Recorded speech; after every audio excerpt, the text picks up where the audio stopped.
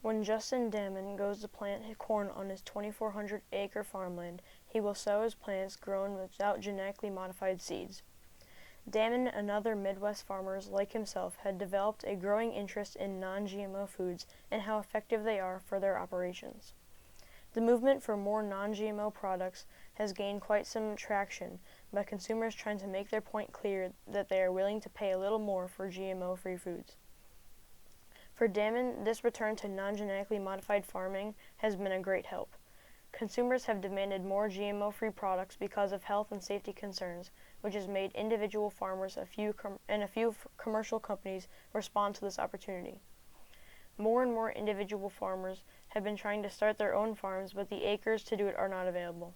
The demand is high, however, a lot of large businesses are not interested in making the switch. I am here to argue that genetic modification is not the answer for our agriculture, economic, and health systems. Genetically modified organisms can be a danger to our agricultural production and are not the solution to ending world hunger, and are a risk to our health and safety.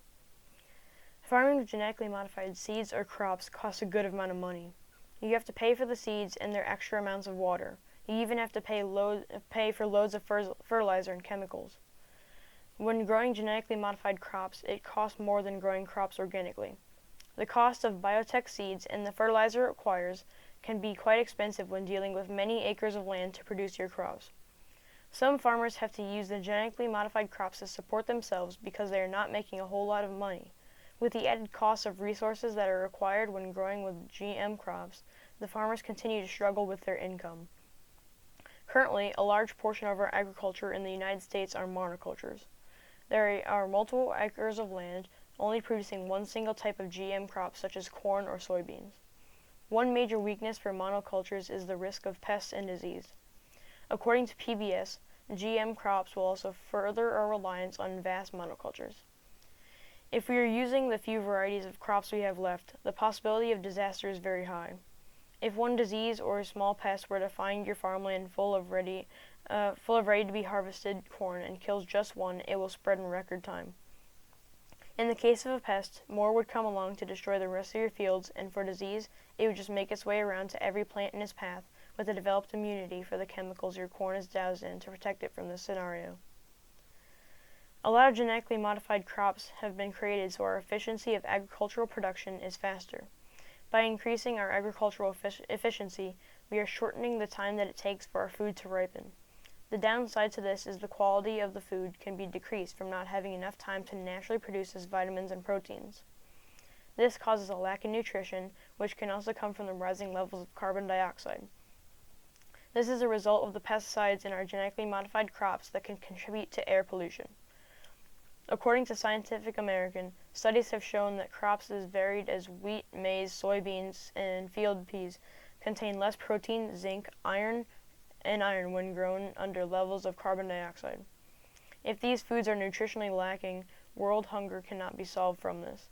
With small amounts of nutrition in our food, it is possible that we are starving ourselves of nutrients while still gaining weight. Foods without any proteins or vitamins are basically empty calories, which is not truly filling us up, meaning we will still be hungry. In fact, a good amount of food production that has fed developing countries is small-scale agriculture that does not rely on genetically modified crops. Also, a lot of food or ingredients that are easy to find today can be harmful to the human body. Genetically modified corn, for example, has been linked to many health problems such as weight gain or organ disruption. Milk has had growth hormones found in it from the cows that were given the growth hormones to help them mature faster and increase their yield. These growth hormones have been shown to act inside the human body as well. We have used our genetically modified crops to produce feed for animals. Our livestock that we eat is being fed genetically modified corn when they should be eating grass. These animals are not able to eat what they were naturally designed to consume, and that throws off the animals' natural processes. The feed of the animals is the genetically modified corn that isn't the best for humans to eat, and yet we are still consuming it through our livestock.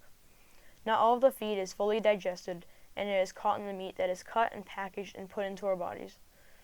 This can raise some health risks for some people that do not have strong immune systems to process the feed and meat mixture. Additionally, our cattle, for example, that are being fed corn is not beneficial to us or our operations of food production. Nowadays, people rely on massive food production systems to give us the food we need to live so we can have a happy lifestyle. Farmers and ranchers feed their cows GM corn because it can make the cow grow faster and have more meat on its body. That may seem like a good thing if we can have more beef from just one cow, but the cattle's digestive system isn't designed to operate on corn feed. Cows that are consuming a lot of corn are more susceptible to E. coli infection. In turn, we can be exposed to E. coli and other infections that our bodies aren't made to handle.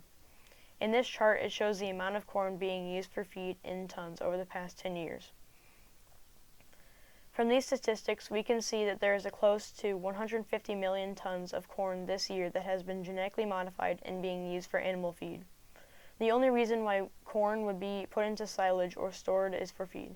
The percent change for this graph would be 0.24 from 2010 to 2019, but that is still a large number since we are measuring in tons.